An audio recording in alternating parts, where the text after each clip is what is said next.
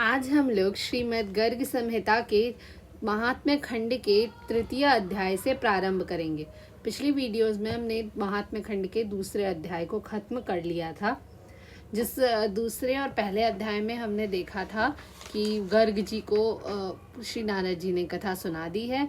उसके बाद गर्ग संहिता के महात्म्य को बताया जा रहा था, जिसमें महाराजा प्रतिबाहु बहुत कुछ कर रहे थे परंतु उन्हें पुत्र प्राप्ति नहीं हो रही थी।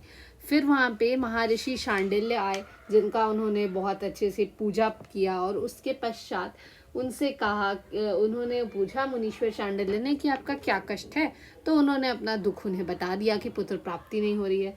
उसके बाद तीसरा अध्याय प्रारंभ होता है। राजा प्रतिबाहु के प्रति महर्षि शांडिल्य द्वारा गर्ग संहिता का महात्म्य और श्रवण विधि का वर्णन।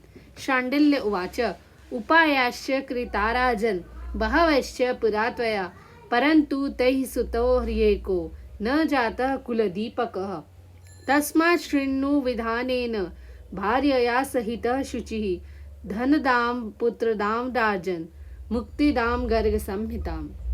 शांडिल्य ने कहा, राजन, पहले भी तो तुम बहुत से उपाय कर चुके हो परंतु उनके परिणाम स्वरूप एक भी कुलदीप दीपक पुत्र उत्पन्न नहीं हुआ। इसलिए अब तुम पत्नी के साथ शुद्ध हृदय होकर विधि पूर्वक गर्ग संहिता का श्रवण करो। राजन, यह संहिता धन पुत्र और मुक्ति प्रदान करने वाली है। अब यहाँ से महर्षि शांडिल्य इन्हें श्री गर्ग संहिता का महात्म्य बताते हुए बोलते हैं कि तुम पहले भी बहुत सारे उपाय कर चुके हो लेकिन तुम्हें अभी तक एक कुल दीपक पुत्र प्राप्त नहीं हो रहा जो तुम्हारे इस कुल को आगे बढ़ा सके। इसीलिए अब तुम अपना हृदय शुद्ध करो, अपनी पत्नी के साथ श्रीमद् गर्ग संहिता सुनो। राजन, ये संहिता धन देती है, पुत्र देती है और मुक्ति भी देती है। सर्वं ददात्ययौ विष्णुर लघुपायेन वै कलौ पुत्रादि सुख संपत्ति संहिता श्रोतृणाम नृणाम।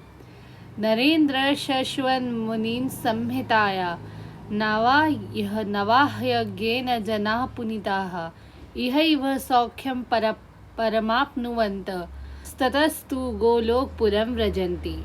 यद्यपि यह एक छोटा सा उपाय है तथापि कलयुग में जो मनुष्य इस संहिता का श्रवण करते हैं उन्हें भगवान विष्णु पुत्र सुख आदि सब प्रकार की सुख संपत्ति दे देते हैं। नरेश, गर्ग मुनि की इस संहिता का नवाह पारायण रूप यज्ञ से मनुष्य सद्य पावन हो जाते हैं। उन्हें इस लोक में परम सुख की प्राप्ति होती है तथा मृत्यु के पश्चात वे गोलोकपुरी में चले जाते हैं।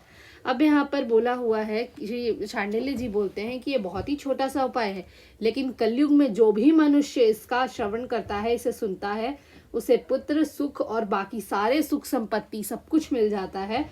इस धरती पे सुख भोगने के बाद वो सीधे गोलोक धाम चला जाता है। गर्ग संहिता पढ़ने का बहुत महात्म्य होता है, इसे सुनने से बहुत पुण्य मिलता है।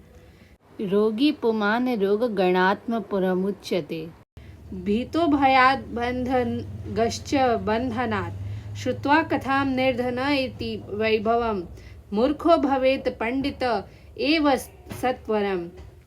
विप्रोऽथ विद्वान् विजयी नृपात्मजो वैश्यो निधीशो वृषलोपि निर्मलः श्रुत्वा कथां प्राप्त मनोरथो भवेत् स्त्रीणां जनानामति दुर्लभापिः। इस कथा को सुनने से रोगग्रस्त मनुष्य रोग समूहों से, भयभीत भय से, बंधग्रस्त बंधन से मुक्त हो जाता है। निर्धन को धन धान्य की प्राप्ति हो जाती है तथा मूर्ख शीघ्र ही पंडित हो जाता है। इस कथा के श्रवण से ब्राह्मण व विद्वान, क्षत्रिय विजयी, वैश्य खजाने का स्वामी तथा शूद्र पाप रहित हो जाता है। यद्यपि यह संहिता स्त्री पुरुषों के लिए अत्यंत दुर्लभ है तथापि इसे सुनकर मनुष्य सफल मनोरथ हो जाता है। यहाँ पर लिखा हुआ है कि जिसे जो भी कष्ट होता है उसे उससे मुक्ति मिल जाती है। जिसे कोई रोग होता है, कोई परेशानी होती है, वो उसका दूर हो जाता है। जिसे भय होता है उसका वो भय दूर हो जाता है। अगर कोई बंधा हुआ है तो उसका वो बंधन मुक्त हो जाता है। निर्धन है तो उसे धन की प्राप्ति हो जाती है। अगर कोई मूर्ख है तो वो शीघ्र ही बहुत समझदार हो जाता है। और बताया हुआ है कि ब्राह्मण विद्वान बन जाता है, क्षत्रिय विजयी बनता है, वैश्य को खजाने का पिटारा मिल जाता है, वो बहुत अमीर हो जाता है, और जो है शूद्र होते हैं उनका सारा पाप धुल जाता है। फिर बताया हुआ है कि ये स्त्री और पुरुषों दोनों के लिए ही बहुत ही दुर्लभ संहिता है। लेकिन इसे पढ़ने से, इसे सुनने मात्र से ही सफल मनोरथ हो जाता है। जो भी मन में इच्छा होती है वो पूर्ण हो जाती है। धन्यवाद। आज के लिए बस इतना ही। हम लोग आगे के श्लोक अगली वीडियो में करेंगे। तब तक के लिए जय श्री राधे कृष्ण।